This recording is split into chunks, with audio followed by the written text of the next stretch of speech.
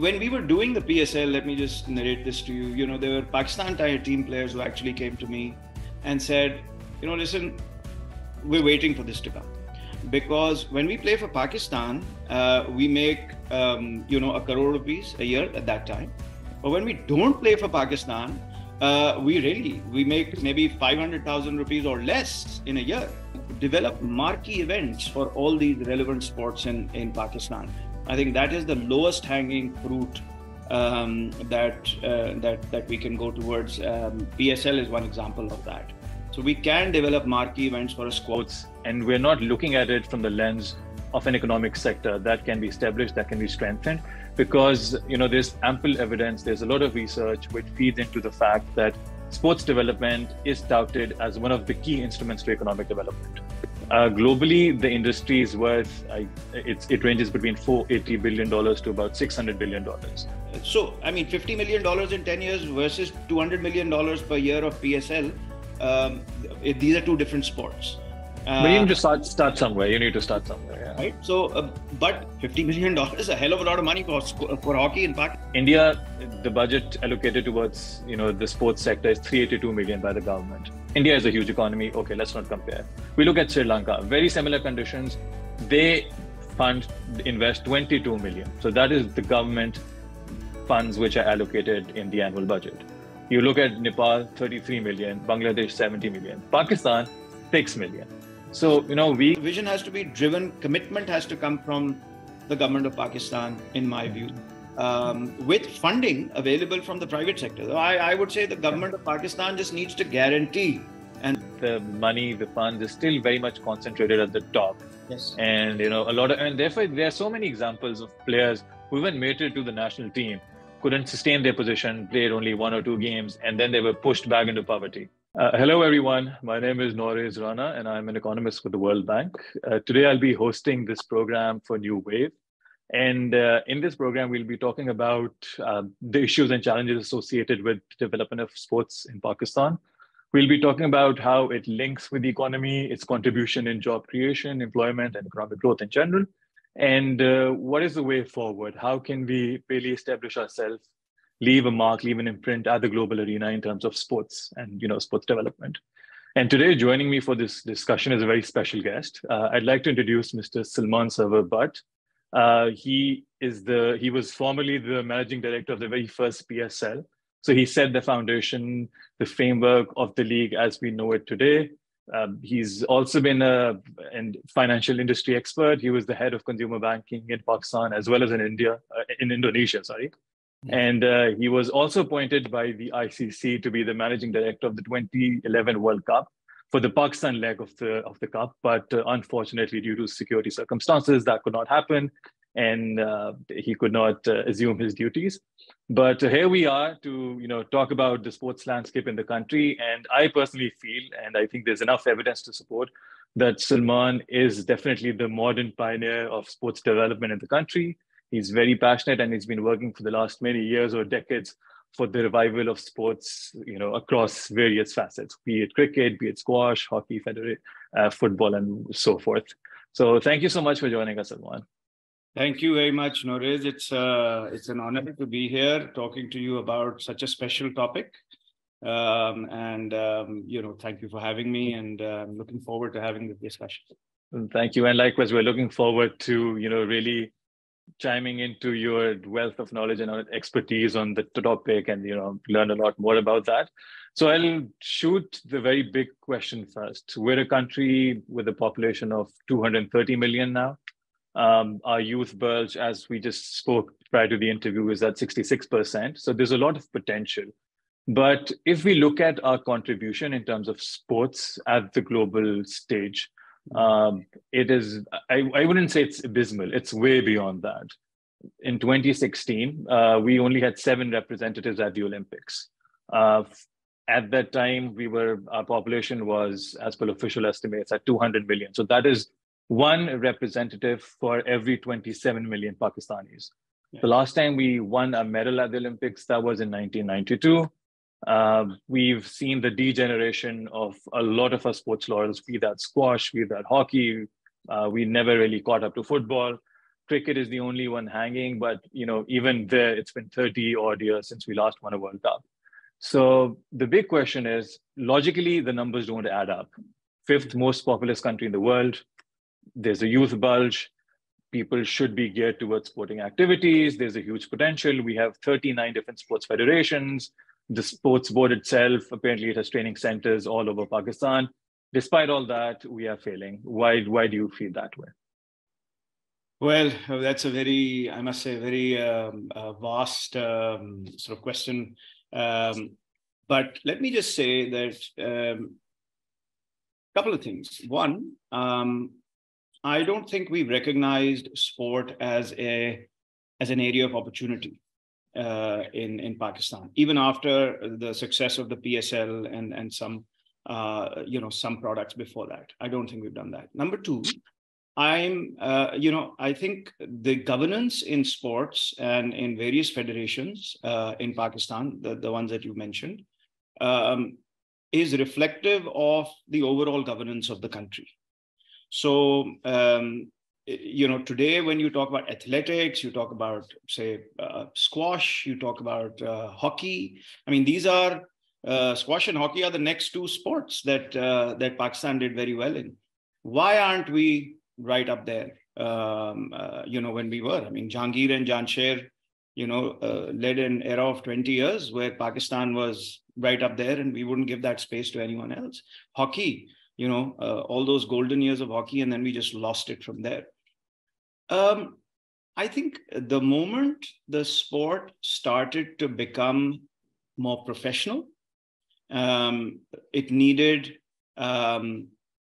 support, financing, it needed structure, it needed infrastructure, training facilities, development facilities, grassroots honing, and all of that. It's not just the money. It's also about getting these sorts of expertise in and developing the youth and the talent from there. We just didn't put two and two together. We kept living in the past where we thought individual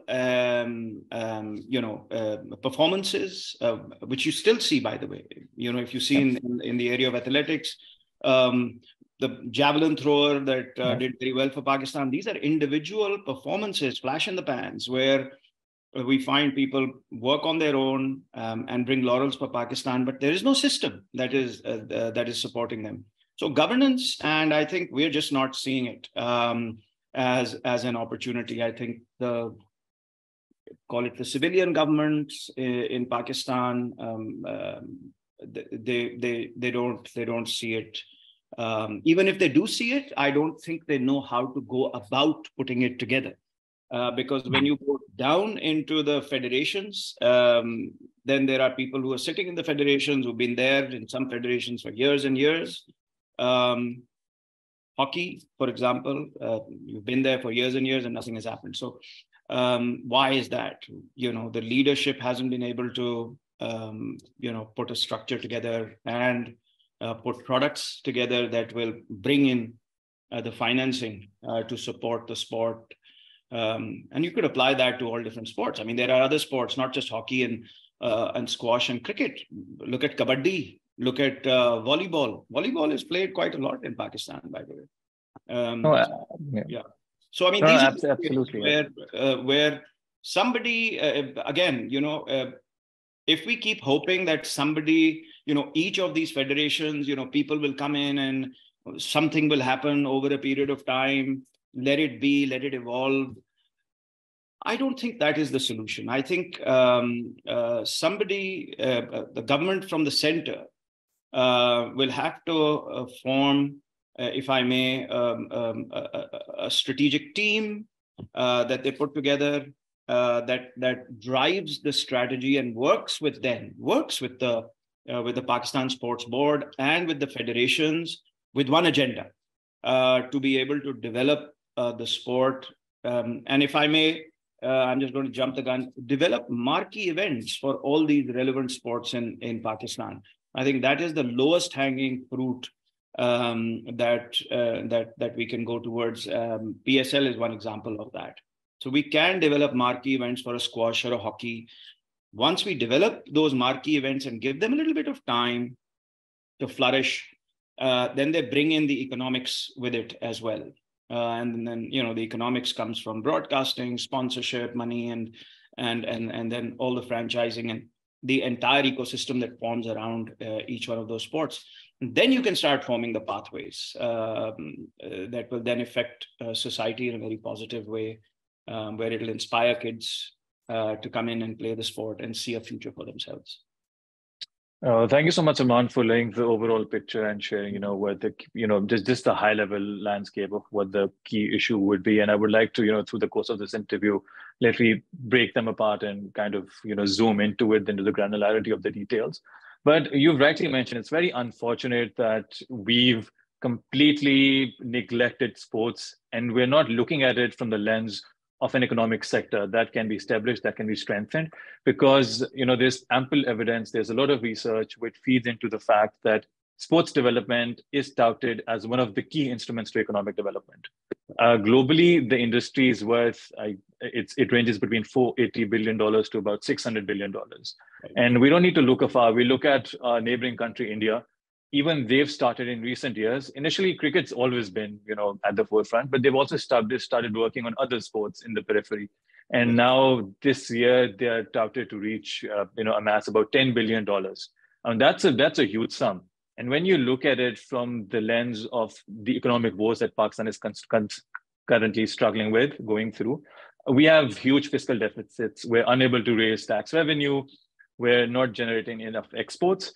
And when you develop a sporting sector, various sports altogether, then there's an entire value chain, the vertical aspects of it, the horizontal aspects of it, which feed into it. So many industries on the peripheries, from the field curators, from the groundsmen up until the publishing houses, the PR firms who are disseminating, who are creating ads, all of them tend to come together. So there's a huge potential for job creation in the US alone. And the population for US is not much, it's not that different from that of Pakistan. It's 300 million odd. Pakistan is like 230 million. So, they produce almost close to $1 million from the sports sector. There's a huge, these products. And when I say products, it could be the sportsman himself. You mentioned about Arshad Nadeem, I believe, the javelin thrower, the track and field, who represented Pakistan, who won a gold at the Commonwealth Games. He was in the spotlight for a very finite, very minuscule amount of time, and then he disappeared. His contemporary, I believe, yes, Neeraj Chopra from India, yes, he won the gold at the Olympics, and he has endorsements from Under Armour, from Nike, from P&G. I mean, those are foreign firms. And when they are, endorsing an athlete of your country, they're kind of fundamentally bringing in money. There's an inflow of foreign money. So Pakistan can really leverage by developing these sports as a commodity that can be exported. And, we are facing a balance of payment crisis because we don't have enough exports. And then on the social aspect as well, I think I work at the World Bank. We do a lot of development work in fragile, conflict, and violence-affected situations. And we see that one of the ways to engage with the youth and to stir them away from unproductive activities, consumption of illegal drugs, or engaging in gang violence, is by pivoting them towards sport-oriented activities. And the third point that I wanted to raise is that at the global stage, if you're high up there at the Olympics, at other various international tournaments, stages, tennis, let it be, then it kind of gives you a huge soft power in the foreign policy affairs. And that is, I think, we badly need, because the picture that is sadly painted for Pakistan is one that, we tend to export a certain brand of terrorism. These are issues, et cetera, we're an extremist nation. And, having our ambassadors, our sports ambassadors, helps really neutralize that. And while cricket is doing great, but it's still limited to 10, 12 nations who are actively playing. Yes. You take out the population aspect of India, it's globally, it's not a global level, well-endorsed sports game activity all around the world. So okay. I want to, the entire, my spiel was to kind of put forth the question. You've been in the power corridors. You've had meetings with as high up as the president of Pakistan, to discuss the hockey federation with setting up a new league. So you've been everywhere. do they not see it this way? Do they not see these positives, these social, economic, foreign policy positives that can be completely consumed and can be capitalized upon? Are they're unaware, they don't have the expertise, they don't have the ability? Why are they not buying in? Why is there not a buy-in? I think they're smart people. They're aware. They've seen it, so they know. I'll give you an example. The PSL by itself today is worth more than $200 million, right? And the capitalized amount of the $200 million would be somewhere around $50 to $60 million, but if you look at the media value of the PSL, it's that much. Before the PSL, the only sport that brought in substantial money was international cricket. So PSL is a 22-day to 25-day event that capitalizes $50 million plus dollars, for the various stakeholders, including the PCB. Before this, the PCB's front runner, and that was, the highest revenue generated, was international cricket. And what did it draw in for the whole year? $13 to $14 million. Still does, by the way. It shows you the potential, the economic potential of an event such as this, right? When you package it properly, when you think through it, etc., and you deliver it at a high quality level on an ongoing basis, what can it do for you? So they do see it. From a high level statement making perspective, yes, they do see it. They want to do it. You mentioned my meeting with the president. The president did call me up and said, let's do something on hockey and other sports and squash. And I took something to him, presented it to him. But what I saw was that he really didn't have anything to his disposal. He was like, okay, why don't you go out and do it? And my question was, well, where can the government support us, right? Can the government come in and say, okay, listen, we are mandating this agenda, and this is how we're going to take it. And, here is whatever a team of people, etc., that will work. And we want this delivered in the next 2 to 3 years, etc., etc. That I don't think they have. Even if you try and suggest it to them, I'm not hopeless here. I think there are people, intellectuals, there are people who actually see the value of something like this.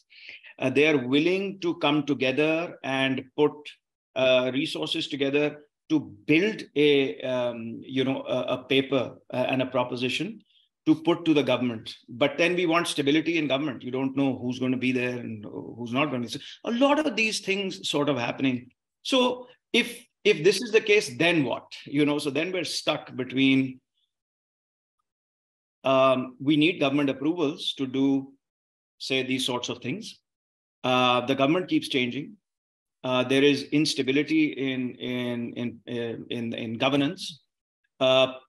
Private sector is probably easier to go and convince and say, hey, listen, why this is what the product is, and these are what the revenues will look like. This is the sort of commitment we're looking at. This is the sort of timeline that can be done. But eventually, the private sector is also going to ask, who is going to guarantee this?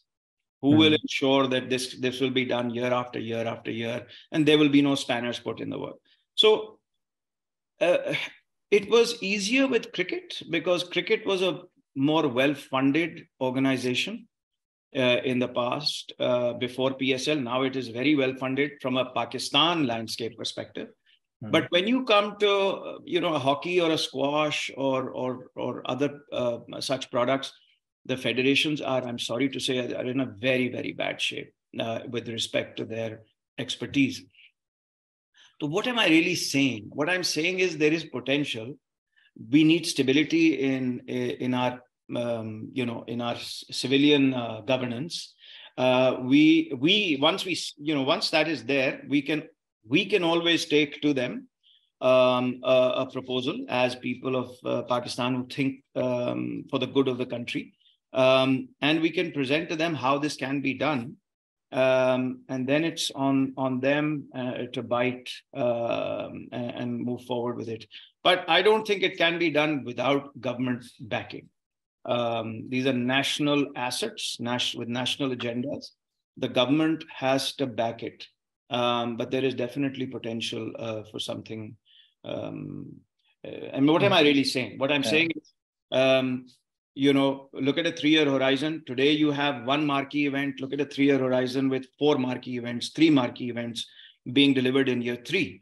And these marquee events, one marquee event does this sort of business. Look at what these marquee events can add and how much they can excite. So a hockey, a squash, a kabaddi, marquee events, national events with top quality broadcasting, top quality structures being formed around it, foreign players wherever we can get them to come in and play.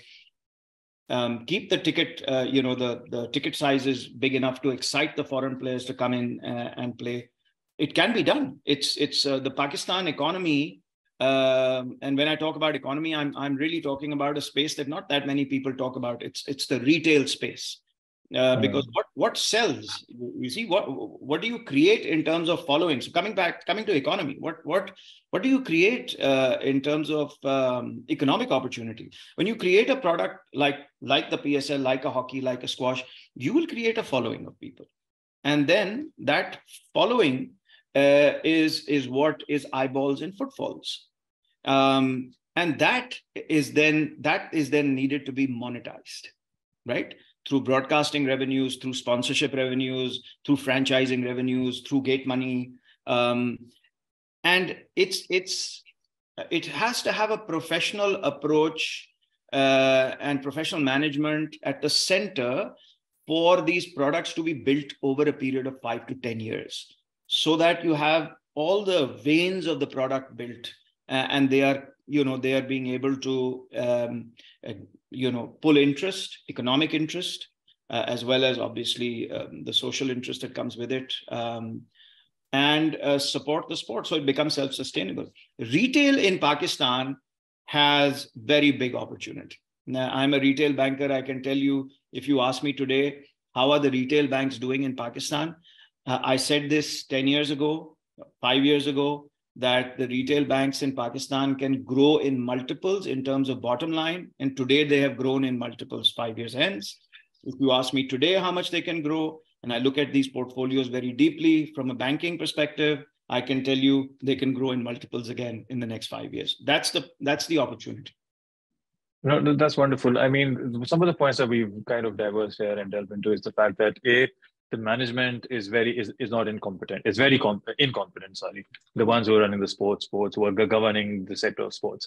And I think the reason being is that because it is not being really perceived or looked at upon as an income revenue generating sector. It's still looked at upon as perceived as something which is extracurricular, within Pakistan. I'll just interject there. When I talk about competence, I talk about commercial competence, right? Mm-hmm. To take the sport forward from a commercial competence perspective. But also, as you take the sport forward, then operational competence, skill set,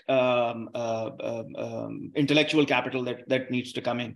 That's something that you will face post making it a commercial success. Right now, we do have operational competence, but from a commercial perspective, we've interacted with hockey, we've interacted with football, with squash.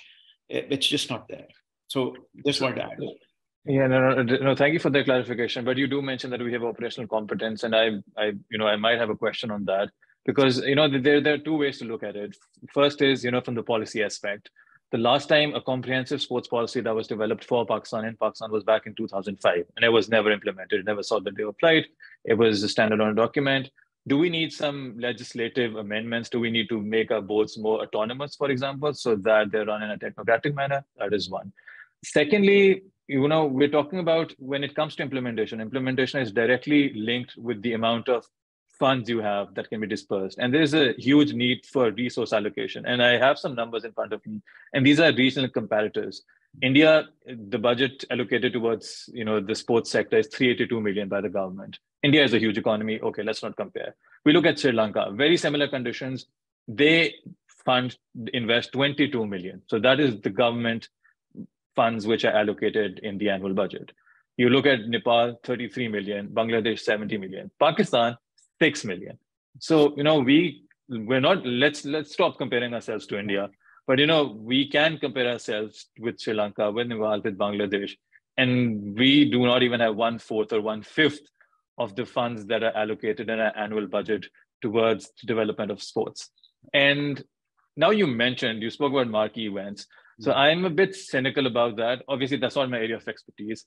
But a fun fact, I played domestic cricket in Pakistan. I was selected for the Bahapur region. I toured Pakistan, various parts, and I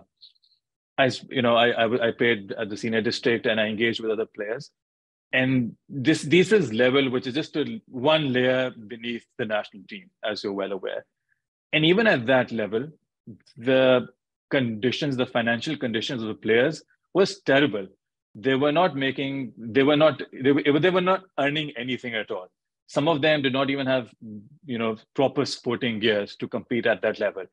Once you make it to the national team, and that is what is most visible, and that is what the entire nation sees and feels, at that level, there's a lot of money.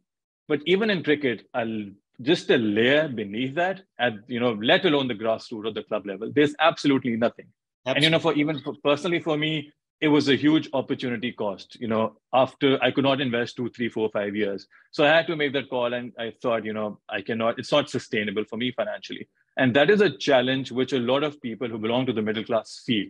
And therefore, even cricket is increasingly and sadly becoming either a sport which involves a lot of kids from low-income households, or those who are very rich or very wealthy, who do not really care about those issues, those problems of financial management. And until and unless you do not engage with the middle class, bring them in the envelope, I don't think any sports in Pakistan can be developed. So, the marquee events still cater to those top elites. How do you bridge the gap between the grassroots and those at the top? That is a brilliant, brilliant question. And I think that's where, we talk about rolling out a plan, right? So the marquee event is the tip of the rollout, if I may, when we were doing the PSL, let me just narrate this to you, there were Pakistan team players who actually came to me and said, listen, we're waiting for this to come. Because when we play for Pakistan, we make, 1 crore rupees a year at that time. But when we don't play for Pakistan, we make maybe 500,000 rupees or less in a year. And that's the difference, right? So I said, yeah, I could tell that was the issue. And they said, we're waiting for this, so that at least there's a bridge between, if we're not playing for Pakistan, then is there another safety net for us? And this became a safety net because, as you know, the Pakistan team only accommodates X number of players. And there is a much bigger net of players that need to be accommodated for. So this is the first tip of the iceberg, if I may, in terms of rolling out something like this. The idea behind this is and therefore I talk about a 10-year plan and a professional view at this and forming pathways, is to be able to generate, and I'm just talking funding route, there are a lot of other things that come with it, is to be able to generate the funding and a plan that connects then the clubs, the schools, to their teams, and then provides the pathway, but also provides the funding in a more systematic manner, so that it's not a one-shot, one-off deal done for 1 year and that's it, right? It has to be a plan that has to be put in place, the pathway plans supported by funding, so that kids don't have to start thinking about, okay, where am I going to, is this even worth my time? To play the sport if I'm not going to make money, right? Because if I'm taking it up as a profession, I need to make money. But to be able to deliver something like this, and I completely, agree with your sentiment that obviously you'll be cynical about a marquee event unless there is trickle down. Yeah. How does the marquee event help other than exciting the nation to an event? And, the broadcasters and the sponsors and everyone, getting a good deal out of it and in their own way. So it's about creating those things. So I think with the PSL, we haven't really done that. After it was launched, that entire pathway creation, etc., was left to the franchisees. The franchisees in Pakistan are new. This is a new product. It's a first world product brought to Pakistan. How do you, what are the conditions that need to be put in place for a franchisee to be able to hold on to that franchise other than financial conditions? What are the other pathway building conditions, and how do we connect each region to these marquee teams, if I may, and make it their responsibility to build, to build that talent? That has to be done. And only then will you start seeing the trickle down effect of something like this. But without a marquee event, so my take on this is that without a marquee event in a country like Pakistan, where the private sector comes in and provides that funding for benefits that they pick up as well, I'm not sure that sort of funding will come in. Absolutely. Agreed. Yes. But the marquee event then needs to be complemented with a rollout plan for the next 5 years. Fair enough. So basically the marquee event is not the end, it's means to the end. And Exactly. the end is so that it doesn't operate in silo, but the impacts, the positives, the externalities are shared with the entire population. Absolutely. And the youth. Absolutely. And, I mean, then it becomes, look at it this way, that then a federation has 5 partners or 6 partners or 7 partners who are putting in the funding, who are making money, but also putting in the marketing bucks, also putting in infrastructure, etc. It's a multiplier effect. But the federation needs to legislate. The federation, not legislate. The federation needs to build contracts and then have those contracts implemented by these partners. So the private sector has to play their part, and it has to be led by, a think tank that then works with the federations to be able to do things like this. Yeah, no, very true. And again, like we're speaking very much of PSL and cricket because that is, one example that we've said. And it seems very glamorous, it's very shiny. But, a lot of the common man fails to realize that the money, the funds is still very much concentrated at the top. Yes. And, and therefore there are so many examples of players who even made it to the national team, couldn't sustain their position, played only 1 or 2 games, and then they were pushed back into poverty. And there's so many examples when you're playing, engaging, you're in the field, you get to know them, and it really breaks your heart. But cricket has an advantage already because we are a cricket crazed nation. How can we implement, replicate the same for other sports which have seemed to have lost their popularity? Hockey for one, squash for another. And, then I'm talking about other sports, various single athletes events, people who represent Pakistan in the Olympics, because how do we strengthen, enhance the entire landscape, the entire sporting landscape? Right. How would that be? So, I mean, like I said, it has to be, again, from a landscape such as Pakistan, it has to be driven from the top. And supported by, like you said, technocrats helping. But the vision we can even give the structure, we can even give the vision, but the vision has to be driven. Commitment has to come from the government of Pakistan, in my view, with funding available from the private sector. So I would say the government of Pakistan just needs to guarantee and support, right? And use their their machinery can be used, like the PTV, like all the other sort of security agencies, et cetera, all of that. Grounds, infrastructure can be used to upgrade. That's the commitment that comes from the government of Pakistan. The rollout plan needs to come from the technocrats. So, it has to come from, from the top. So, why am I saying that? Because we've actually tried working with federations, Nauraiz, and, Haris and myself have tried doing this, and we spent a lot of our time in doing this. But every time we hit the same roadblock, and the same roadblock comes from their lack of vision and their fear of losing their seat if something like this doesn't happen. Right? So, and then everyone else, once something starts to happen, everyone else coming in and starting to whisper in people's ears before you do something like that. So, for example, if we go in and say, like, we want to do a marquee hockey event, people are all ears and they'll want to listen. Okay, what is it going to look like, and et cetera, et cetera. And then you tell them all about it. And you estimated, based on the viability report, the financial report, that it's something worth at least $50 million, correct? In 10 years. In 10 years, right? Right. And so, I mean, $50 million in 10 years versus $200 million per year of PSL. These are two different sports. But you need to start somewhere. You need to start somewhere. Yeah. Right. So, but $50 million is a hell of a lot of money for hockey in Pakistan. Right. So that it can be done. It's not a number that is kind of plucked out of the air. It's a number based on certain sensible assessments of what sort of revenue can potentially be generated by hockey. And then we've done a similar thing for squash. And we attempted something for football as well.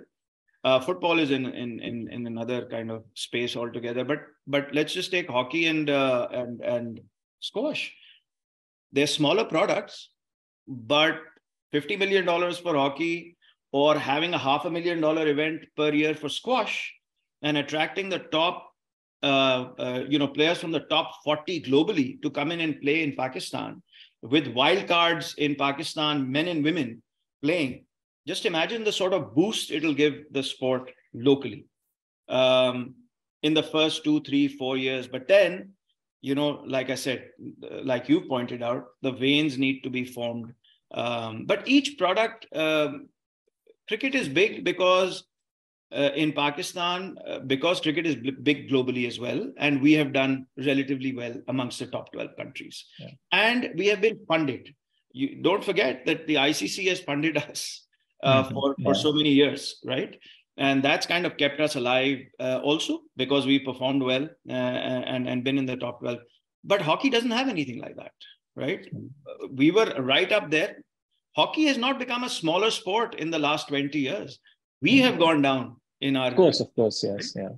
So there is potential to build hockey in Pakistan, and through that, raise our level of game and take us back into the top playing nations. There is potential of building squash in Pakistan.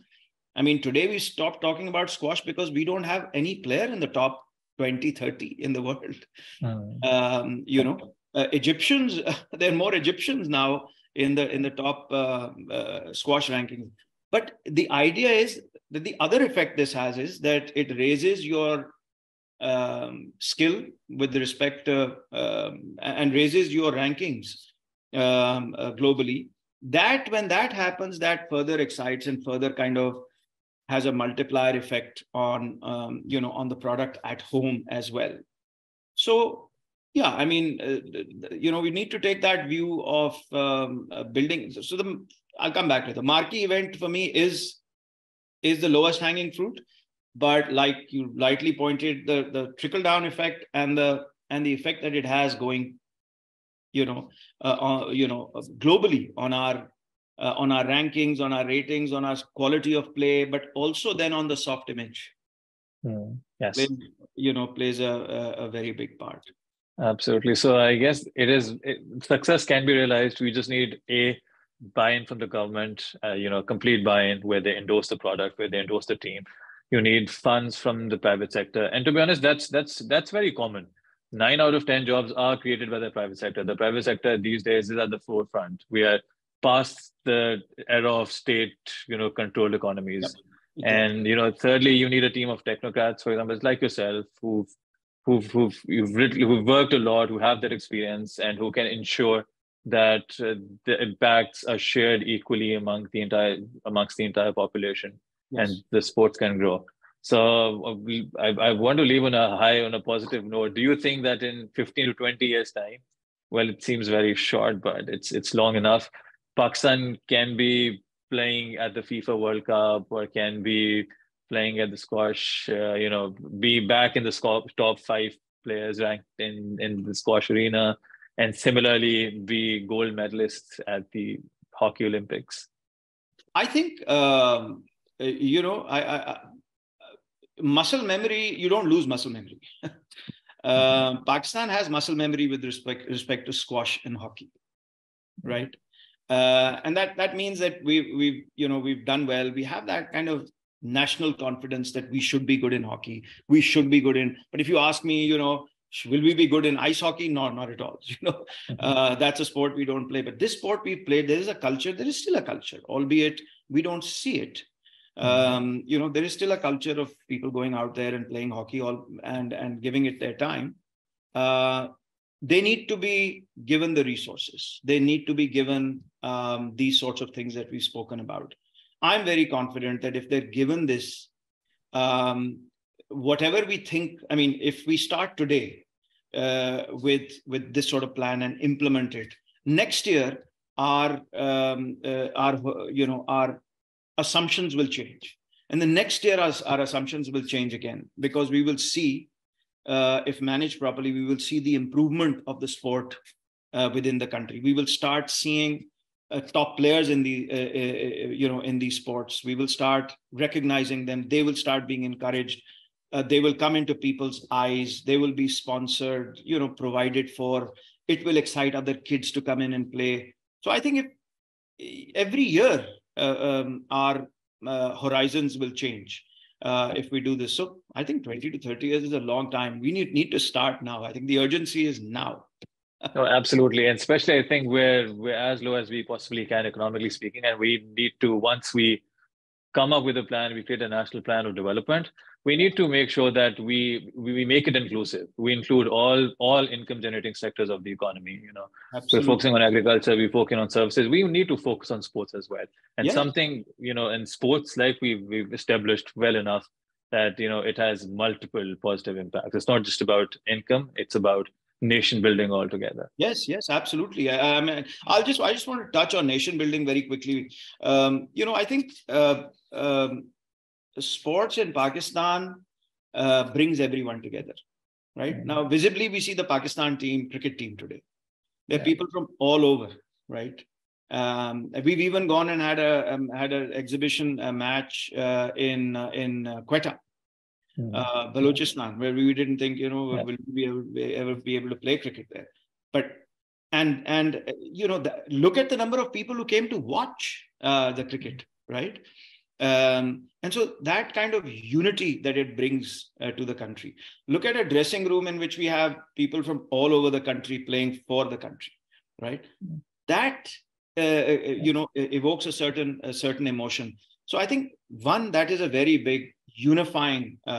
Today we only look at cricket, but why can't hockey be that unifying factor? Why can't squash be that unifying factor? Not just from a unity, of different provinces in Pakistan, but let's talk about D&I, right? There are women playing the sport. Squash, the women playing squash. There are women playing football for Pakistan. There are women athletes. This has another big social impact on the country. That all of a sudden, from a country that thinks, we shouldn't have women playing sports, or should we even televise? But we've taken a step forward, and we've had a women's exhibition franchise game in Pakistan, and that was a step forward, right? Yeah, that's an excellent point. Yes. Yeah. So I think that these sorts of things, sport will build that soft image outside, because you create. I would go a step ahead and even say, listen, we want to do innovative things in the sport. So if we do squash or we do hockey, hey, Hockey Federation or squash, we would like to implement the technological advancements in the sport today. Make us the guinea pig. Let us see what we can do with the sport with respect to technology. I would like diversity and inclusion. I would like to lead the globe on that. Statements that we can make, and then we can bring it. Why can't we have women umpires? Why can't we have we've got women commentators now doing presenters, very good job, right? So why can't we have these sorts of things coming into the sport and encourage it? And this will help. Sport brings the most eyeballs towards it. So I think from a social perspective and soft image perspective, this will play a big part. And then the point that you mentioned, because of present economic situation in Pakistan, there is an impact right now, and this should continue for a while. And sport can create that trickle down, but also give kids hope that, okay, if there is a pathway formed, then I can go here and I can show my skill, and maybe I'll make it in this sport. If not, maybe I'll make it in that sport. And at least they can pursue it as a professional career, even if they do not make it to the top. That's okay. Absolutely. But it should be there, like it is in Australia, like it is in the US, like it is in like every other developed country. Yes, and also it's not just playing the sport, right? It's areas connected to the sport. Yes. Yep. You can the entire ecosystem is open for you to kind of, so that has to be the plan. So when we talk about 10 years, 20 years, it's got to be all these things that you need to think about, put a plan in place and then keep evolving the plan as you move forward. It's not just about having an event. No, fair enough. No, absolutely. I agree. But I hope we can usher that change. I hope the policies are changed, the governance is improved, and, where the funds are needed, we're able to fill in those financing gaps. And because it is something very conceivable, I guess there's this perception that it's futile or maybe it is impossible to achieve. But I think what we really need to shout out loud in the corridors of power is the fact that it is not futile. It is the need, if anything else. It is an urgent imperative. And secondly, it is something which can be realized. The success is right there. You just have to go and grab it. And Nauraiz, getting the funds in from the private sector is not a problem. Yeah. I mean, not even domestic. We can engage with this. There's a lot of foreign investment that comes into India, for example. Absolutely. Right. So, I mean, putting $20 to $25 million together as a fund to support Pakistan sport and build marquee events and this entire, structure, it's not difficult to raise. It needs commitment. It just needs commitment. There are people who are willing to support it. There are people who are willing to, support it as a good cause, as a self-sustaining cause. Yeah. Oh, excellent. I think commitment is the key word. Well, that was the wonderful take, and thank you so much for your time. It was, very insightful, very illuminating speaking with you.